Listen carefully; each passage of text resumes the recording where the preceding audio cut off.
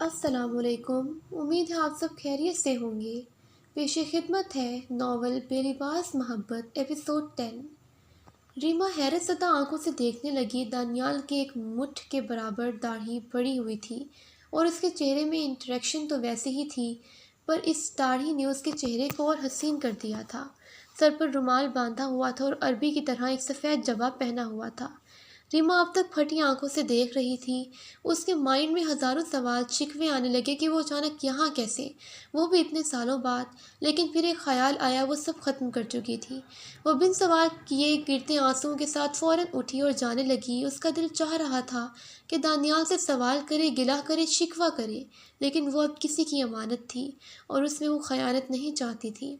ریما جانے لگی اور اتنا بولی، میرے دل میں کوئی خلش نہیں، خدا را دوبارہ سامنے مت آنا، میں کسی کے نگاہ میں ہوں۔ وہ یہ کہہ کر چلنے لگی۔ جانتا ہوں، ایک آواز نے پھر ریما کے بڑھتے قدموں کو رکنے پر مجبور کر دیا۔ وہ بن مڑے ٹھہر گئی۔ دانیال نے ایک پل خاموشی اختیار کی اور پھر بولا، میں ہی ابو بکر ہوں۔ ریما ایک دم حیرت سے مڑی اور دانیال کا منہ دیکھنے لگی، جو اس وقت خانہ کعبہ کی طرف نظر جمائے ٹھہرا تھا۔ ابو بکر؟ ریما نے آہستہ آواز میں کہا۔ ابو بکر نے ریما کے نورانی چہرے کی طرف دیکھا اور اپنی بچھی جائے نماز پر بیٹھ گیا۔ پھر ریما کو بیٹھنے کا اشارہ کیا اور خانہ کعبہ کو ایک نظر دیکھا اور ایک آہ بھری۔ پھر ریما کی حیرت زدہ چہرے کو دیکھ کر کہنے لگا، تم جانتی ہو اس دن تمہاری زندگی برباد کرنے کے بعد میرے ساتھ کیا ہوا تھا؟ پھر اپنی زندگی سنانے لگا۔ ابو بکر سوشل میڈیا پر یا انجان لڑکیوں کے لیے فیک نام دانیال استعمال کرتا تھا۔ ہسپتال سے گھر آنے کے بعد سے اسے اندازہ ہو گیا کہ اب اس کے پاس کچھ بھی نہیں تھا۔ جس عضو خاص پر اسے غرور تھا وہ پاس تو تھا، لیکن اس کے نفس میں کوئی طاقت نہ تھی۔ اس کے جسم میں اتنی بھی طاقت نہ تھی کہ وہ اپنے پیشاب کو بھی کچھ پل روک سکے۔ اسے بس ایک احساس ہوتا کہ کچھ آ رہا ہے اور وہ واش روم چلا جاتا، ورنہ کپڑوں میں ہی نکل جاتا۔ وہ جانتا تھا نہ جانے کتنی لڑکیوں کی زندگی خراب کر چکا ہے، خاص کر ریما کی۔ اس نے رہ رہ کر ریما کی بد دعا یاد آتی تھی کہ تم سے اللہ حساب لے گا۔ اس واقعے کے بعد ابو بکر نے اپنے سارے سوشل میڈیا اکاؤنٹس ختم کر دیے۔ آہستہ آہستہ دوستوں سے بھی دور ہوتا گیا۔ ایکسیڈنٹ میں ویسے ہی اس کے دونوں موبائل جل گئے تھے۔ اس کے بعد اس نے دوبارہ موبائل نہ لیا، بس گھر میں الگ رہنے لگا۔ دوست، لڑکیاں سب ختم کر دیے۔ اس سے خود نفرت سی ہونے لگی، اور نفرت اور شرمندگی بھی اتنا کہ وہ خود کو آئینے میں نہ دیکھتا، اگر دیکھتا تو رونے لگ جاتا۔ ابو بکر کے ابو نے ابو بکر کے علاج کے لیے پاک کے ساتھ ساتھ باہر ہر جگہ اس کے ٹیسٹ رپورٹس بھجوائے۔ جس نے جو علاج کہا کروایا، کسی نے دعاؤں کا کہا، سب کچھ کروایا۔ لاکھوں پیسہ پانی کی طرح بہہ دیا، اور کیسے نہ بہاتے، وہ ان کا اکلوتا بیٹا تھا، لیکن علاج لا علاج تھا۔ وقت کے گزرنے کے ساتھ ساتھ محلے والے اور رشتہ دار بھی اسے خسرا تک کہنے لگے اور مذاق اڑانے لگے۔ ایک دن تو حد ہو گئی، کچھ ٹرانسجینڈر اس کے گھر آ کر ابو بکر کے والدین سے مطالبہ کرنے لگے کہ اس کو اس کے ساتھ بھیج دیں، لیکن اس کے ابو نے غصے کے ساتھ سب کو نکال دیا۔ ابو بکر اس بات کو برداشت نہ کر سکا۔ وہ اندر گیا اور فرنیل کی گولی کھا لی۔ کچھ دیر بعد جب ابو بکر کی امی اندر گئیں تو ابو بکر کے منہ سے جھاگ نکلتی دیکھی اور اس کی تڑپ حالت دیکھی تو چلا اٹھی۔ ابو بکر کے ابو نے گاڑی نکالی اور فوراً ہسپتال لے گئے۔ وقت پر ہسپتال پہنچنے کی وجہ سے ابو بکر کی جان بچ گئی۔ جیسے ابو بکر کو ہوش آیا، ابو بکر کی ماما نے ابو بکر کے پاؤں پر ہاتھ رکھ دیے اور اس کو چومنے لگی اور روتے ہوئے بولی کہ بیٹا، ہم سے کوئی غلطی ہوئی جو تم ایسا کر کے ہمیں سزا دے رہے ہو؟ اگر تجھے کچھ ہو جاتا تو ہم زندہ رہتے؟ ابو بکر کے والد نے ابو بکر کو پیار کیا اور بولے، غلطی انسان سے ہوتی ہے، تکلیف انسان کا مقدر ہے، ان سے مقابلہ کیا جاتا ہے، ایسے بزدل نہیں بنتے، دنیا والے کچھ بھی کہیں تو آج بھی ہمارا سہارا ہے۔ ابو بکر کو احساس ہوا کہ اس نے یہ غلط کیا، وہ صرف اپنے لیے ہی کیوں سوچتا ہے۔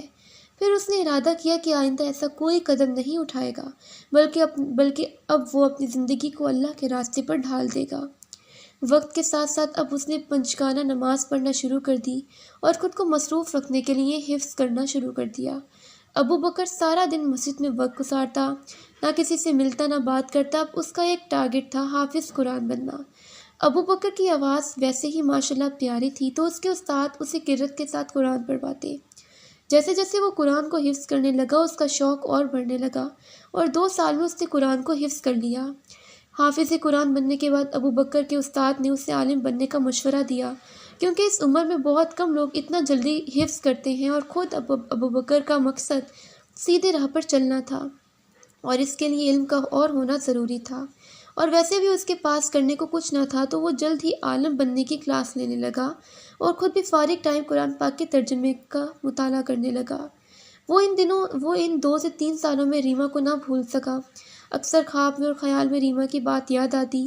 اس نے ایک بار ریما کو کال کر کے معافی مانگنی چاہی، لیکن اس کے پاس ریما کا نمبر نہ تھا۔ وہ صرف اللہ سے دعا کرتا کہ ایک دو بار اسے اس قابل بنا دے کہ وہ ریما سے معافی مانگ سکے۔ وقت گزرتا گیا اور وہ عالم بنتا گیا۔ اس کی زندگی کے 4 سال اور بیت گئے اور اس کی عمر 33 سال ہو گئی تھی، اور اب وہ عالم بننے کے آخری مراحل میں تھا۔ ساتھ ساتھ وہ مسجدوں میں بیان اور خطبہ بھی دینے لگا۔ اس کے علاوہ وہ اپنے ابو کے بزنس کو بھی وقت دینے لگا۔ یہ مکمل طور پر بدل گیا تھا۔ اس کا اندازہ گفتگو بالکل نرم اور بااخلاق سا تھا۔ ابو بکر ہر کسی کی مدد کرنے میں پہل کرتا۔ اسے اب اس دنیا سے کوئی غرض نہ تھی۔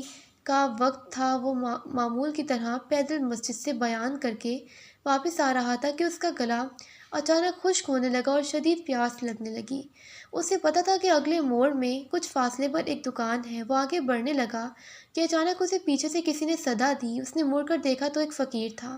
کالا لباس، سبز آنکھیں، سفید چھوٹی سی داڑھی تھی۔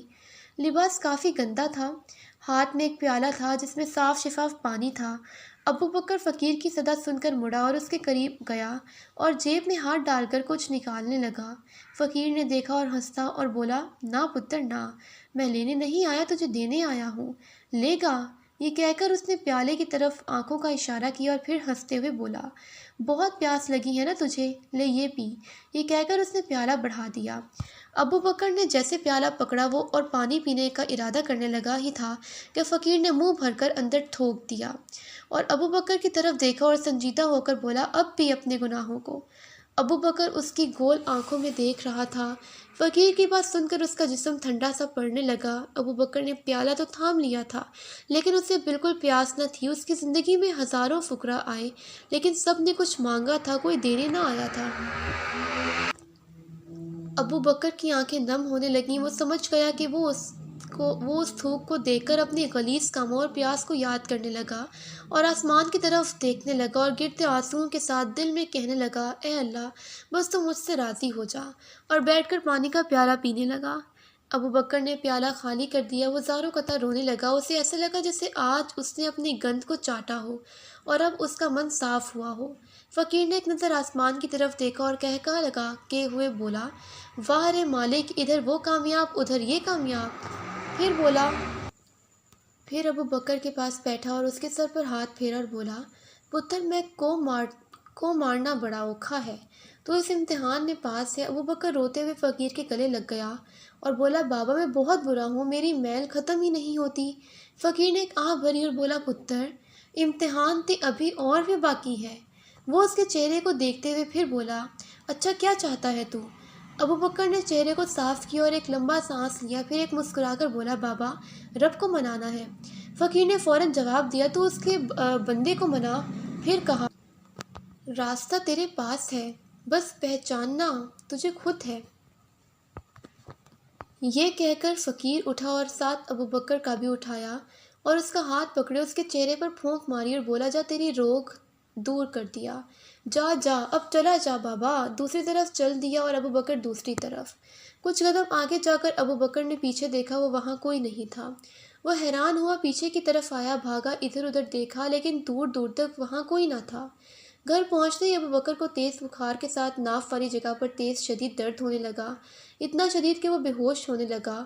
ابو بکر کے ابو اسے فوراً ڈاکٹر کے پاس لے گئے۔ ڈاکٹر نے ٹیسٹ چیک کر کے یورولوجسٹ سے کنسرن کیا۔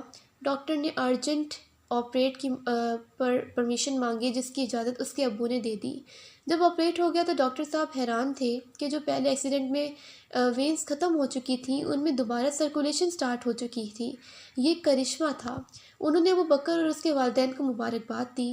ابو بکر جانتا تھا کہ یہ سب اللہ کی طرف سے ہے، اس نے مجھے ایک اور موقع دیا۔ وہ بستر پر لیٹے ہوئے آنکھیں بند کیے اللہ کے سامنے سر پر سجود ہو گیا اور اس کی آنکھوں میں آنسو ٹپکنے لگا۔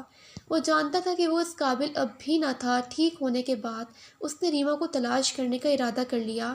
اس نے سوچ لیا کہ وہ ریما سے معافی مانگے گا اور بتائے گا کہ وہ اب بدل گیا ہے اور یہ سب صرف اسی کی وجہ سے۔ اپنا عالم کا کورس 2 ماہ میں مکمل کیا اور لاہور کی طرف چل دیا۔ آج پھر وہ اپنی گاڑی پر تھا، لیکن اب ارادہ خود کی غلطی کو سدھارنا تھا۔ وہاں پہنچ کر وہ جگہ پہنچا جہاں اس نے آخری بار ریما کو ایک گھر میں جاتے دیکھا تھا۔ اتنے سالوں کے بعد یہ جگہ کافی بدل گئی تھی۔ اسے اب کنفرم یاد نہ تھا۔ ابو بکر نے 1-2 دکانوں سے اس کے ابو کا پوچھا تو پتہ چلا وہ لوگ یہاں سے چلے گئے ہیں، اور کہاں گئے ہیں یہ نہیں پتا۔ ابو بکر نے ایک مسجد میں نماز ادا کی اور دعا کے بعد سوچنے لگا کہ اچانک اسے فیکٹری کا نام یاد آیا جس میں اس کے ابو جاب کرتے تھے، لیکن وہ جانتا تھا کہ فیکٹری میں ایسے داخل نہیں ہو سکتا، نہ ہی وہ ایسے ریما کے ابو کو بلا سکتا ہے۔ پھر کچھ دیر سوچتا رہا، پھر گاڑی فیکٹری کی طرف دوڑا دی۔ وہاں باہر ٹھہرے گارڈ سے کسی جاب کا پوچھا اور ایک کاغذ پر امام مسجد کے خدمت کی درخواست لکھ کر اندر بیٹھے سپروائزر کو دے دی اور واپس گھر کی طرف روانہ ہو گیا۔ کچھ دن بعد سپروائزر نے کال کی اور پیش امام اور مسجد کی دیکھ بھال کی جاب ہو جانے کی مبارکباد دی۔ تنخواہ کا ابو بکر نے نہ پوچھا، نہ اسے ضرورت تھی، لیکن اسے خوشی فیکٹری میں جانے کی تھی۔ بس اس کے دل میں اتنا دعا تھی کہ ریما کے ابو مل سکیں۔ وہ اگلے ہی دن فیکٹری کی مسجد پہنچ گیا۔ پچھلے امام کے جانے کے بعد تقریباً 1 ماہ سے صفائی نہ کی گئی تھی۔ جماعتیں بس آتے ان میں کوئی بھی جماعت کرا دیتا تھا۔ ابو بکر نے آ کر مسجد میں ایک رونق لگا دی۔ وہ عشاء کے بعد مختصراً بیان کرنے لگا۔